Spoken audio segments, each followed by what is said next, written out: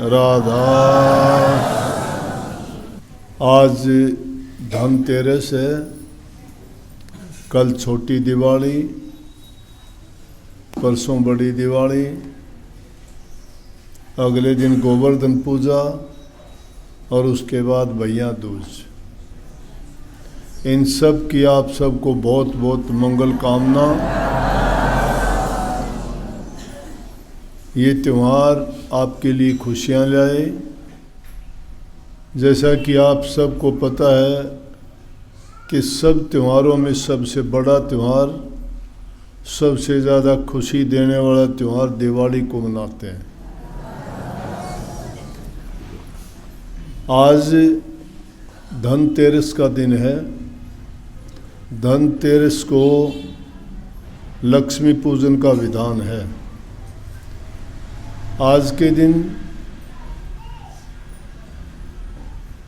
घरों में कोई नए बर्तन खरीद के लेके आता है, कोई सोने चांदी के आभूषण खरीदता है, कोई वस्त्र खरीदता है। मतलब घरों के लिए जो भी सामान लेना चाहते हैं, आज के दिन लेना बड़ा शुभ कर्म मानते हैं। शास्त्रों का तो पता नहीं, लेकिन मैं जहाँ तक सोचता हूँ, मेरे अपने विचार हैं ये कि धनतेरस का वास्तविक मतलब तो ये होना चाहिए कि जब श्री रामचंद्र जी लंका में रावण वध करके माता सीता को लेके आने का समाचार जब अयोध्या में भेजा गया तो अयोध्या वासियों को बड़ी खुशी हुई। और श्री रामचंद्र जी युग पुरुष थे, अवतारी पुरुष, लोगों के कल्याण के लिए और मर्यादाओं को बांधने के लिए प्रगटे थे। हर प्रकार से छोटा बड़ा, स्त्री पुरुष श्री राम से इतना स्नेह और इतना प्यार करते थे। उनके दिलों में इतना सम्मान था कि उनको देख के ही इतने आनंदित हो जाते थे दर्शन करके। क्योंकि नेक इंसान कोई भी हो, नेक काम कोई भी हो, नेक बात कोई हो, कोई भी खुश या ऐसा अवसर हो जिसमें खुशी हो, वो सबको खुशी देने वाला होता है। लेकिन जब उनको हुक्म हुआ वनवास में जाना पड़ेगा, रामायण घर घर में बच्चे बच्चे जानते हैं कारण भी, लेकिन उस सारी लंबी चौड़ी बात की ओर ना जाके सिर्फ इतना है कि दिवाली का त्यौहार मनाने का कारण यही था कि जो प्रजा के इतने प्यारे थे दूर रहे। और उस दूरी के दौरान कुछ लोग तो उनको जो विदा करने के लिए गए और साथ ही जाना चाहते थे, श्री रामचंद्र जी ने उनको मना कर दिया। तो अयोध्या के पास में सरयू नदी का किनारा है, उस तट के ऊपर ही बैठ गए। उन्होंने अपने घर बार छोड़ के वहीं डेरे लगा लिए, अपने झोंपड़े डाल लिए। बोले कि जब श्री रामचंद्र जी आएंगे तभी हम अयोध्या में वापस जाएंगे। उसके बिना अयोध्या नगरी सुनी है, हमारे हृदय सुने हैं, हमारी खुशियाँ आनंद सब कुछ उनके पीछे चला गया। अब उनका हुक्म नहीं माने तो गलत है, उनका हुक्म मान के हम यहीं रुके रहेंगे, लेकिन वापस अयोध्या नहीं जाएंगे। इंतज़ार करते रहे। जब संदेशा मिला कि श्री रामचंद्र जी फलां दिन, दिवाली के दिन अयोध्या में वापस आ रहे हैं, तो उस खुशी में लोगों ने क्या किया, अयोध्या नगरी में दीपक तक नहीं जला 12 वर्ष तक। कोई खुशी नहीं मनी।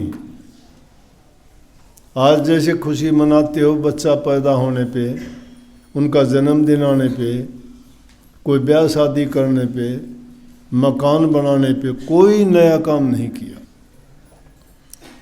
इसीलिए जब भी कोई बात होती है, घर में अंधेरा होता है, तो हम उसको अपशगुन मानते हैं। आज भी अपशगुन मानते हैं। अगर देर से कोई दिए जलाते हो, घरों में प्रकाश नहीं करते। अब इस चीज़ का भी एक बहुत अलग महत्व है, वो भी दूसरी ओर को जाता है। जिस प्रकार से बाहरी दुनिया के अंदर हम प्रकाश करते हैं, देखते हैं, कितना महत्व है। ये प्रकाश होते ही हर चीज़ की चमक दमक, वास्तविकता, असलियत हमें नज़र आने लगती है। तो क्या था कि जब अयोध्या नगरी में पता लगा तो लोगों ने अपने घरों को सफाई कर डाली। आप जी करते हो ना, लिपा पोती करते हो, रंग रोगन करते हो, भारी झाड़ी निकालते हो, घर के जाड़े उतारते हो, पशुओं तक के सींग रंग डालते हो, नए कपड़े नए वस्त्र पहनते हो, नई चीज़ खरीदते हो। इसलिए इसको तेरस को धन्य इसलिए मान लिया कि वो संदेश मिला था लक्ष्मी का पूजन हो जाएगा, घर में लक्ष्मी आएगी। लक्ष्मी तभी आएगी ना हर ओर से सफाई हो।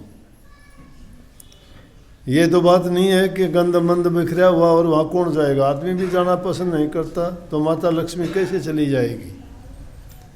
इसलिए इस दिन लोगों ने खरीदारी की, घरों में सब सामान नया ले आए, पुराना था तो भी।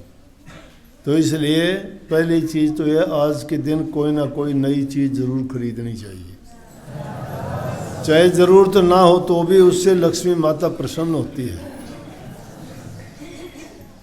सब लोग देखोगे बाज़ारों में भीड़ लग जाती है, नंबर नहीं लगता।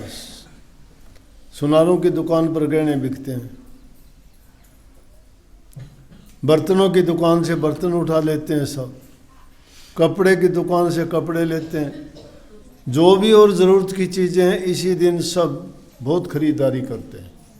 कहते हैं दिवाली को लेंगे, और अपने तो कहावत है, यूँ कह देते कोई भी बात हो बोले भाई ये काम समय दिवाली कार्तिक बात, कि अब तो दिवाली का जब टाइम आऊगा कार्तिक में जाके बात करेंगे, है कि नहीं।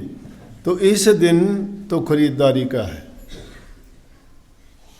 फिर घरों में अंधेरा, घोर अंधेरा था, लोगों ने दीपक नहीं जलाए ना। और जब खुशी का पता लगा तो एक नहीं, पहले दिन तो थोड़े लगाए, वो छोटी दिवाली कहलाई। और दिवाली के दिन जितने जिससे हो सके होड़ लगी, सबके घरों में घी के दिए जलाए। आजकल तो लाइट लगा लेते हैं, लाइटों का रोशनी हो जाती है, सुंदर लगते हैं, रंग बिरंगे हैं, सजावट है। ये भी सजावट करना भी बहुत अच्छी बात है। सजावट सुंदर लगती है देखने में, सुंदर लगेगी तो खुशी भी मिलती है, उसी के लिए सारे काम किए जाते हैं। तो उस सफाई के कारण घरों से कीट पतंगे सारे सफ़ेदी करने से वो मर जाते हैं, बीमारी दूर हो जाती हैं, वातावरण खुशनुमा होता है, नए वस्त्र पहन के मिठाइयाँ बांटते हैं, खुशी मनाते हैं। रूठे मुँह को भी लोग मनाने का प्रयास करते हैं, सबके घर में मिठाई बांटते हैं, वो उसको देता है, वो उसको देता है, कितनी खुशी। और उस दिन प्रकाश करते हैं। प्रकाश, दुनिया में दो ही चीज़ मुख्य हैं, हमारे संत मत के हिसाब से भी मुख्य चीज़ दो ही हैं, एक साउंड और दूसरा लाइट। हमारे आध्यात्मिक जीवन में इन्हीं का महत्व है और दुनिया में भी इन्हीं दो चीज़ों का महत्व है। एक आदमी भटक जाता है जंगल में, कहीं भी गहरा जंगल है, नहीं पता कहाँ जाऊँ, कैसे जाऊँ, कैसे उस जंगल से बाहर निकलूँ। तो उससे निकलने के लिए उसके पास दो ही तरीके हैं, या तो उसको कोई आवाज़ सुने, आवाज़ सुन के उस ओर निकलेगा, उसको पता है उस ओर आवाज़ हुई है तो कोई न कोई बस्ती है, कोई आदमी है, कोई गांव है, उसको सुन के जाएगा। या प्रकाश हो, अंधेरे में तो कुछ सूझता नहीं ना, सूझता कब है, जब प्रकाश हो। आंखों से नहीं दिखाई देता, दिखाई प्रकाश से देता है। प्रकाश ना हो तो दिखाई नहीं देता। आंखों भी कहते हैं ना कि रोशनी गई आंखों की, मतलब प्रकाश से ही दिखाई देता है। अंदर में भी हमारे दो ही चीज काम करते, शब्द और प्रकाश। जब अभ्यास की उस दशा में आप चले जाते हो, जब शारीरिक मंडलों से ऊपर उठ के आध्यात्मिक ऊंचे मंडलों में जहाँ जाते हो, तो वहाँ तुम्हें शब्द सुनाई देता है। शब्द को पकड़ के शब्द की ओर ही आगे बढ़ते हो। प्रकाश जब दिखाई देता, प्रकाश हमारा रूप है, हमारी पैदाइश प्रकाश से ही है। वो परमात्म शक्ति भी प्रकाश रूप ही है। जब हृदय में प्रकाश हो जाता है, अंधकार मिट जाता है, तो हमारे पाप कर्म, खोटे कर्म, बुरी सोच, वो सारे के सारे उसी प्रकार से सफाई हो जाती है, जिस प्रकार से दिवाली के दिन घरों को साफ कर देते हो और सजा देते हो। गुरु के नाम से हमारा हृदय सजाया जाता है।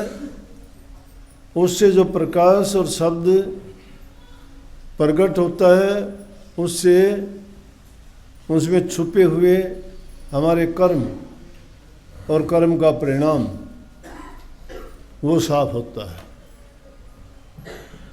इसलिए बार की दिवाली तो साल में एक बार मनाते हैं। स्वामी जी महाराज ने वाणी में कितनी स्पष्ट बात कही कि संत दिवाली नित्य करें सतलोक के माँ। संत दिवाली रोजाना कैसे करते हैं? दिवाली का मतलब प्रकाशित हर्ष, उल्लास, खुशी। जब हम अंदर में रूहानी मंडलों में जाते हैं, वहाँ प्रकाश को देखते हैं जो स्वयं प्रकाशी है, जिसमें घी, बत्ती, तेल और अग्नि जलाने की जरूरत नहीं। दिव्य देश के सतगुरु वासी दीपक दीन्या स्वयं प्रकाशी और घट घट आप समाया। वो स्वयं प्रकाशित है दीपक। तो दिल का अंधेरा दूर हो जाता है। तो सिर्फ बार की खुशी को देखने की ना करो, तो रोजाना सत्यलोक में दिवाली मनती है संतों की। उनकी साल में एक बार नहीं आती। जब भी अभ्यास में बैठते हैं, जब भी उनका एकांत होता है, तो बिना कहे, बिना सोचे भी अपने आप ही सिमट जाते हैं अंदर में, क्योंकि उन्होंने अभ्यास कर रखे हैं। एकांत में जब होते हैं तो चाहे वो कुछ भी ना करते हो, तो भी उनका कोई किसी से नहीं, बल्कि अपने आप ही उसे रास्ते पर सूरत उनकी चल पड़ती है। क्योंकि उनका मुख्य काम, मुख्य सोच और सही जो लाभकारी चीज़ है, वो वही नाम भक्ति है, गुरु भक्ति है। परंतु ये दुनियादारी की चीज़ है। त्यौहार बहुत अच्छे हैं, हमें मनाने चाहिए, खुशी खुशी मनाने चाहिए। महापुरुषों का आगमन हुआ था, उन्होंने इस दुनिया को ज्ञान का दीप जला के अज्ञान मिटाया, खुशियाँ दी, जीने का रास्ता सिखाया। घर परिवार में किस प्रकार से हम रहें, उन मर्यादाओं को बांध के बताया। तो वो दिन श्री रामचंद्र जी के वनवास से वापस आने की खुशी में दिवाली मनाई जाती है। अब आप दिवाली रोजाना मनाया करो। आप भी मन का कूड़ा करकट साफ किया करो, बुहारा करो। जो मन के अंदर ईर्ष्या, द्वेष, पाप, कर्म, निंदा, चुगली और बुराइयां छिपी हुई हैं, बहुत कम लोग ऐसे हैं जो अपने आप को देखते हैं। दूसरों को तो बहुत अच्छी तरह देख सकते हैं, क्योंकि हमारी दृष्टि बाहर मुखी है। ये दृष्टि जिस दिन अंदरमुखी हो जाएगी, उस दिन आप अपने अवगुण और गुण देख लोगे। फिर अपने गुणों की आप गुणगान नहीं करोगे, अवगुणों का करोगे। जिस प्रकार से महापुरुषों ने अपने अवगुणों को, सब ने, किसी ने, संत ने कुछ कहा, किसी ने कुछ कहा, किसी ने कहा मैं नीचों का नीच, किसी ने कहा मैं बांदी जाम गुलाम। क्यों कहा उन्होंने ऐसा? उन्होंने अपने अवगुणों को पहचाना। उन्होंने ये नहीं कहा मैं परम संत। उन्होंने झंडे नहीं बांधे कि आओ मत्था टेको मुझे, मैं पूर्ण हो गया, मैंने सब कुछ प्राप्त कर लिया। नहीं, उन्होंने तो कहा कि ऐसे नन्हे होके रहो जैसे नन्ही दूब, और घास सब जड़ जाएंगे, दूब खूब कीर हो।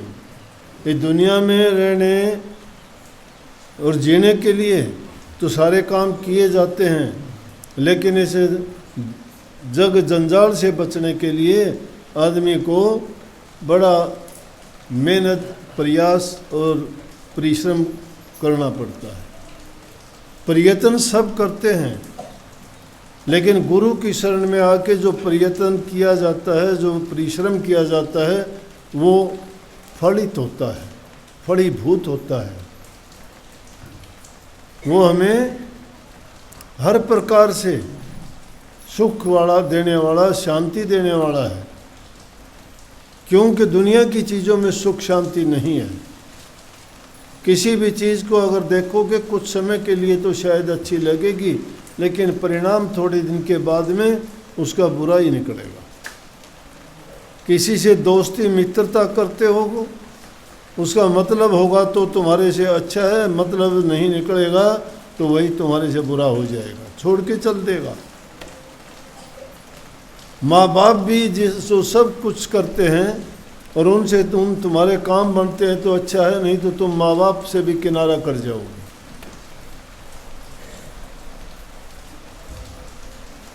शिष्य भी गुरु के साथ अपने स्वार्थ के लिए जो जुड़ता है, स्वार्थ पूरा होता है तो ठीक है, गुरु भी अच्छा, नाम भी अच्छा, सत्संग भी अच्छा, नहीं तो गुरु की शक्ल देखना भी पसंद नहीं करता।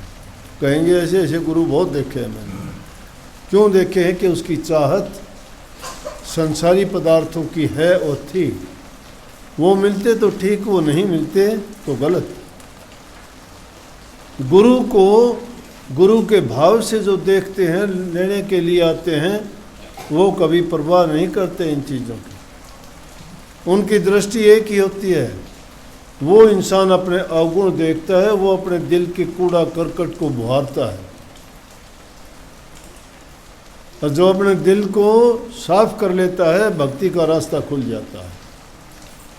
जो मान बढ़ाई में डूब जाता है, संसारी पदार्थों की चाह रखता है, वो दुनियादारी में तो शायद कुछ दिन के लिए खुश हो जाएगा, लेकिन अगत में तो उसने कांटे बो दिए।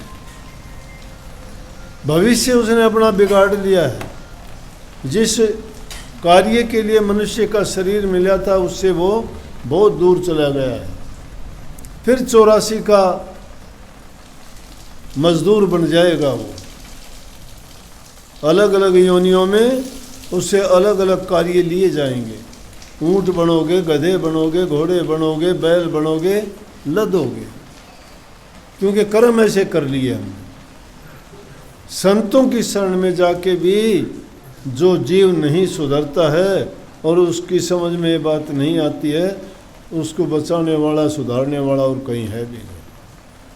लेकिन जो काल के जीव हैं, उनको वो बात भी अच्छी नहीं लगेगी। सब जगह सब प्रकार के लोग होते हैं। क्या सोचते हो कि रामचंद्र जी के टाइम में बुरे लोग नहीं थे? उनके अंदर बुराइयां नहीं थी? बुराइयां तो थी, घर में ही थी। माता कैकेयी ने अच्छा थोड़ा किया था। जिस पूरी नगरी जिस खुशियां मना रही थी, और उसने ऐसी कील ठोक दी कि सबके माथे पे तोड़ियां पड़ गई, सब रोने लग गए कि क्या था, क्या हो गया। बुरे लोग जब भी थे, लेकिन श्री रामचंद्र जी ने जो मर्यादाएं बांधी, उन्होंने उसको फिर भी माता ही कहा। आज अगर हमारे वास्तविक माँ बाप भी कुछ कर दें तो उनके साथ हम क्या व्यवहार करते हैं। फिर भी माता को मत्था टेका।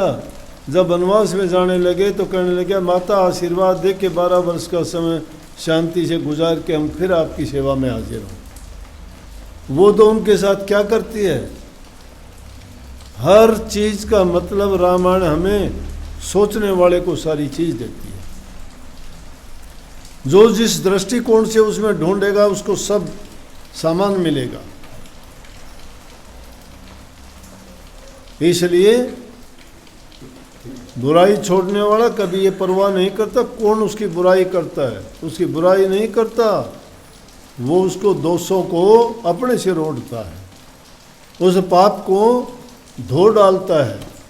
इसलिए उनकी गिनती निंदकों में होती है और वो हर काल हर युग में हुए।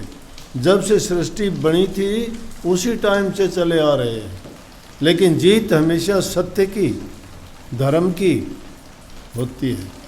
सत्य पर जो अडिग होता है, इसीलिए संतों का नाम संत रखा गया। सत्य का नाम संत है।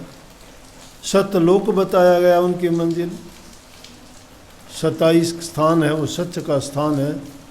सत्संग बताया गया, सत्संग वो उनके लिए चीज़ है जो उनका जीवन बनाती, सुधारती और हर प्रकार से वो जीवनदायिनी है। सतगुरु वो है जो उसको सही रास्ते पे डालता है। सतगुरु सत्संग में सतनाम के द्वारा और सतलोक की ओर लेके जाता है। सतगुरु लेके जाता है और किसी की नहीं मजाल। बिना गुरु जो शब्द में पसते सो नरबी मूर्ख जान।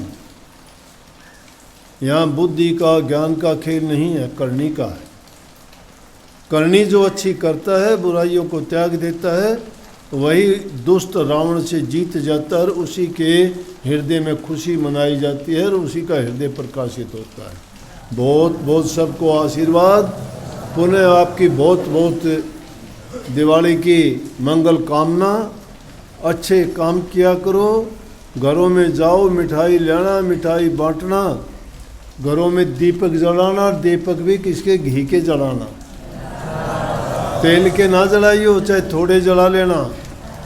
तेल के जलाओगे तो पोल्यूशन होगा, घी के जलाओगे तो शुद्ध वातावरण होगा, खुशबू ही खुशबू फैलेगी। घी का दिया जलाना बहुत खुशी मनाने की बात होती है, तो घी के चसने का मतलब बहुत खुशी होगी। तो आप भी घी के जलाओ जाके, ज़्यादा नहीं तो एक दीपक घर में ज़रूर घी का जलाना, बहुत समझ के साथ। ये त्यौहार ऐसा है कि बेसमझी में कईयों की कोई पटाखे चलाते हो, फूलझड़ी चलाते हो, छोटे बच्चों को दे देते हो, आँख में लग जाएगी। उनको छोटे बच्चों का ये लाड नहीं है, उनको और चीज़ें देने की बहुत है। इन चीज़ों से दूर ही रखना। दीपक कोई जलाओ तो उसको भी सोच समझ के ऐसे जगह पे रखना, कोई लकड़ी, अलमारी, कोई टेबल, कोई कुर्सी, कोई कपड़ा आसपास ना हो कि जिसके कारण कभी वो आग पकड़ जाए। काफ़ी ऐसी दुर्घटनाएं होती हैं। इसलिए हर चीज़ समझ के साथ जब भी कोई काम ऐसा करो तो उसके लिए सावधानी बहुत ज़रूरी है। बहुत बहुत पुण्य आशीर्वाद। राधा।